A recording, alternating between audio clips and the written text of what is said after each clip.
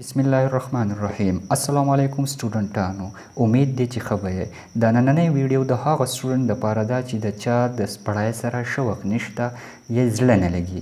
نو په دې ویډیو کې به زه تاسو ته یو داسې څو پوینټونه وړاندې کوم که چېرې تاسو په دغه پوینټونو باندې عمل وکړئ نو ستاسو به ضرور انشاءالله شوق پیدا شي نو د دې پوینټونو نه مخکې زه تاسو ته هغه وجې وړاندې راوړم چې د څه د لاسه ستاسو د پړای سره شوق ختم شوی یا هم زړه نه لګي په هغې کې یو وړه وجه دا هم کیدی شي چې ستاسو یو انټرین ټیچر یا د هغه میتډ ټیک نه وي نو تاسو کلاس کې بور کوي د هغې د وجې نه ستاسو شوق د سټډي سره نه وي دویمه ستاسو د کور ماحول یعنی ستاسو په دویمه درېیمه ورځ په کور کې فنکشن وي شور وي یا ستاسو د موبایل سره ډرامو سره ګیمونو سره شوق وي نو هغه هم ستاسو عادات چینج کوي د هغې د وجې نه ستاسو د پړای سره شوق ختمیږي درېیمه وجه دا هم کیدی شي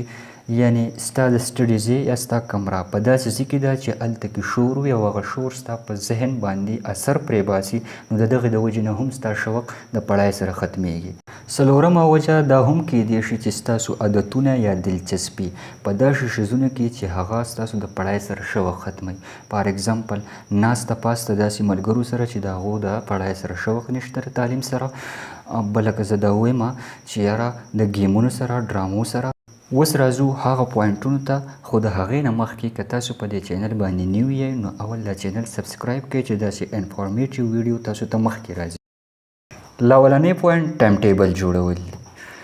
اکثر خلک ټایم ټیبل جوړ نه کړي خو پلیننګ یې وي چې زه به سبا سټډي کوم بله ورځ به سټډي کوم په دغه دوران کې هغه ته اکټیویټیز راشي او هغه اکټیویټیز هغه مخکې کړي نو د دغې د وجې نه د هغه سټډي پاتې شي ایګزام پکې هم تیر شي اکثر خلک سټډي کوي هم خو ټایم ټیبل یې نه وي جوړ کړی په درمیان کې څه اکټیویټي راشي او د هغه اکټیویټي د لاسه دغه سټډي د هغه لانګ ټرم نشي کیدی شارټ ټرم وي په لانګ ټرم او شارټ ټرم باندې زموږ یو ویډیو موجود ده هغه وګوره دویم پوینټ که چېرې ستاسو سټډي ته یوازې زړه نه لګي نو تاسو کمباین سټډي وکړئ د ګروپ په شکل کې د خپلو ملګرو سره د دغې یو فایده دا هم ده که چېرې تاسو له یو پوینټ نه درځي نه پې پوهیږئ نو د خپلو ملګرو سره په ډسکشن وکړئ